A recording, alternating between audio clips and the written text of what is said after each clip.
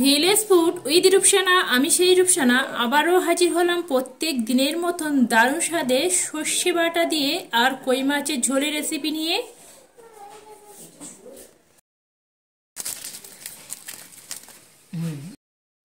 আসসালামু আলাইকুম দর্শক বন্ধুরা, আজকের আমি কই মাছের ঝোল রেসিপি বানিয়ে দেখাবো।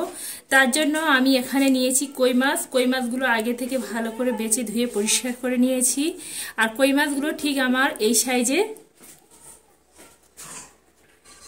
এবার আমি মাছগুলো সুন্দর করে ম্যারিনেট করে নেব। তার জন্য দিয়ে দিচ্ছি স্বাদ অনুযায়ী নুন, হাফ চা চামচ হলুদের গুঁড়ো, হাফ চা চামচ দিয়ে দিচ্ছি লঙ্কা গুঁড়ো। নুন, হলুদ, লঙ্কা গুঁড়ো দিয়ে সুন্দর করে আমি মাছগুলো এইভাবে হাত দিয়ে ঘষে ঘষে মাছগুলো সুন্দর করে ম্যারিনেট করে নিতে হবে।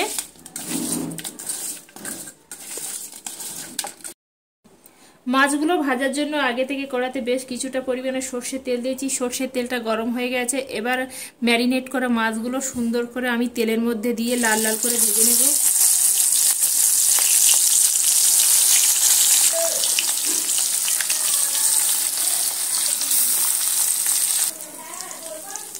মাছগুলো আমার এক পিঠ ভাজা হয়ে গেছে, অপর পিঠটা উল্টে দেব। দেখতে পাচ্ছেন কিভাবে করে আমি একদম লাল লাল করে ভেজে নিয়েছি। আর এই কই মাছটা যত সুন্দর ভাজা হবে আর খেতে বন্ধুরা একদম খুবই সুন্দর হয়। সাইজে ছোট হলেও এর টেস্টটা অন্যরকম লাগে। একদম ঘরোয়া পুকুরে জ্যান্ত একদম লাফাচ্ছিল মাছগুলো।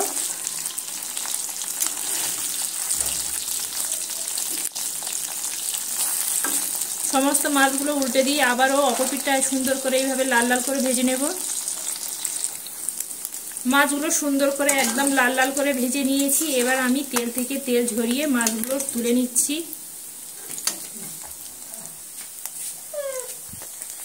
এই তেলের মধ্যে এখানে দিয়ে দিচ্ছি একটা বড় সাইজের পেঁয়াজকে কুচিয়ে রেখেছিলাম। পেঁয়াজগুলো দিয়ে সুন্দর করে একটু নেড়েচেড়ে একদম লাল লাল করে একটু পেঁয়াজগুলো ভেজে নেব। পেঁয়াজগুলো একটু লাল লাল করে ভেজে নিয়েছি। এবার আমি এখানে একটা বড় সাইজের টমেটোকে এইভাবে কুচিয়ে রেখেছিলাম, টমেটোটা দিয়ে দিলাম। টমেটোটা দিয়ে আবার টমেটোটা সুন্দর করে পেঁয়াজের সাথে একটু ভেজে নেব। সাথে দিচ্ছি স্বাদ অনুযায়ী নুন। এই সময় টমেটোতে একটু নুন দিলে টমেটোগুলো সুন্দরভাবে নরম হয়ে যায় আর খুব তাড়াতাড়িগুলো ভাজা হয়ে যায়। টমেটোটা আমার এখানে ভাজা হয়ে গেছে। এখানে আমি কিছুটা সর্ষে নিয়েছি, এটা হলুদ সর্ষে। সর্ষেটা সুন্দর করে বেটে নিয়েছি। এবার সর্ষের মধ্যে অল্প একটু পানি দেব।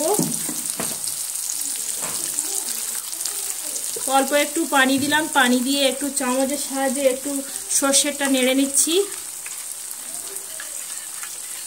সর্ষে বাটাটা সুন্দরভাবে আমি নেড়ে নিয়েছি। এবার আমি এখানে একটা ছেঁকনি নেব। এবার আমি চা ছাঁকনির সাহায্যে এইভাবে সাদা সর্ষেটা অবশ্যই করে আমার মতন করে এইভাবে ছেঁকে নেবেন। এতে করে এই মাছের ঝোলটা খেতে খুবই অসাধারণ টেস্টি হবে।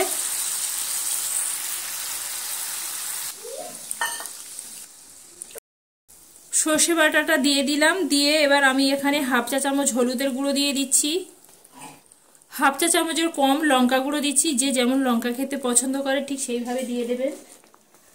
জিরে আর মরিচের গুঁড়া দিচ্ছি হাফ চা চামচ। সমস্ত কিছু উপকরণ দেয়া হয়ে গেছে। এবার আমি সুন্দরভাবে কষিয়ে নিতে হবে যতক্ষণ না এই সর্ষে বাটা পানিটা শুকিয়ে আসে আর সুন্দরভাবে কড়া থেকে একটু তেল ছেড়ে দিচ্ছে।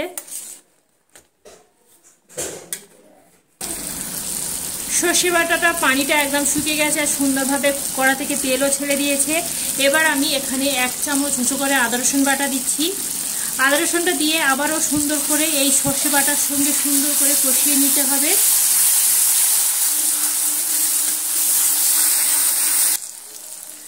আদা রসুন দিয়ে সুন্দর করে কষিয়ে নিয়েছি। আদা রসুনের কাঁচা গন্ধটাও ছেড়ে চলে গেছে আর কড়া থেকে সুন্দরভাবে তেলটাও ছেড়ে দিয়েছে আর সুন্দর একটা সুঘ্রাণও বের হচ্ছে। এবার আমি আগে থেকে যে ভাজা মাছগুলো রেখেছিলাম এবার আমি মশলার মধ্যে দিয়ে দিলাম। দিয়ে আবারও মিনিট সময় নিয়ে হালকা হাতে এইভাবে নেড়েচেড়ে দিতে হবে। এতে করে সমস্ত মশলাগুলো এই মাছের মধ্যে ঢুকে যাবে আর খেতে বন্ধুরা অসম্ভব মজাদার হয়। আপনারা তো অনেক রকম করে খেয়েছেন, আমার মতন করে এই কই মাছের ঝোলটা একবার বানিয়ে দেখতে পারেন। খেলে বন্ধু একদম ভোলার মতন নয়, একদম জিভে লেগে থাকার মতন স্বাদ।